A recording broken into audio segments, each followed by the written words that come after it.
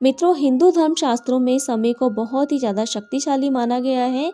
आपने भी देखा होगा कि समय का चक्र जब परिवर्तित होता है तो राजा को रंक और रंक को राजा बना देता है। माना जाता है कि समय के कारण ही कभी जीवन में खुशियों की धूप होती है तो कभी दुख के बादल भी छा जाते हैं। लेकिन क्या आपने कभी ये सोचा है कि आपके जीवन में जब शुभ समय आने वाला हो तो इसका पता पहले से ही कैसे किया जा सकता है?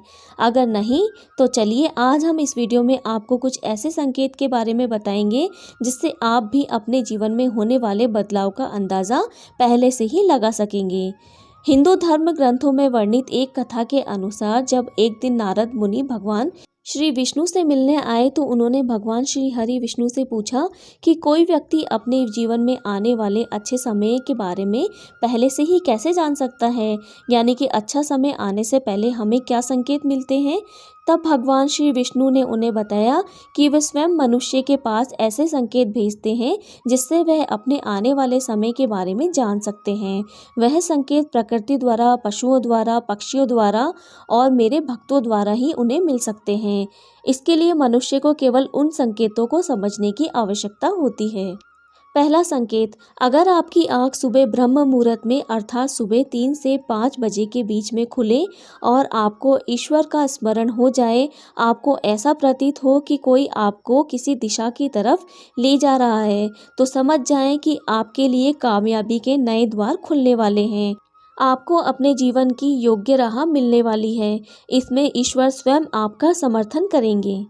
दूसरा संकेत, जब कोई मनुष्य प्रसन्न रहने लगता है या फिर उसके चेहरे पर हर वक्त मुस्कान रहती है तो वह मुस्कान से भरा हुआ रहता है और ऐसा मनुष्य अपने क्रोध पर विजय प्राप्त कर लेता है, तो उसे समझ लेना चाहिए कि उसके जीवन में अब खुशियों की बारिश होने वाली है। ऐसा मनुष्य जब किसी चीज़ के बारे में सोचता है तो उसे उम्मीद से भी ज़्यादा मिलता है। इसलिए जब मनुष्य का मन प्रसन्न होने लगे तो उसे समझ लेना चाहिए कि उसके जीवन में अच्छे समय का आगमन होने वाला है। तीसरा संकेत, अगर आपके घर के द्वार पर गौमाता बार बार कुछ खाने को आ जाए, बिल्ली अगर आपके घर में बच्चों को जन्म दे या बंदर आपके घर से खाने की कुछ चीज़ उठाकर ले जाए या फिर पक्षी आपके आंगन में ही अपना डेरा बनाए और चहकते रहे, तब मनुष्य को समझ लेना चाहिए कि आने वाला समय उसको और भी पहले से शक्तिशाली बनाने वाला है और वह अपने जीवन में नई नई ऊंचाइयों को छूने वाला है। चौथा संकेत, छोटे बच्चों में ईश्वर स्वयं बसते हैं, ऐसा हम सभी मानते हैं।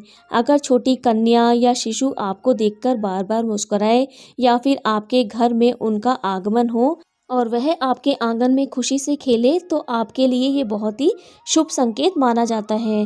मनुष्य को भी समझ में आ जाना चाहिए कि उनका आने वाला समय खुशियों से भरा होने वाला है और नए रिश्ते उनसे जुड़ने वाले हैं। इस प्रकार के संकेत आपको ईश्वर की कृपा के द्वारा ही मिल रहे होते हैं।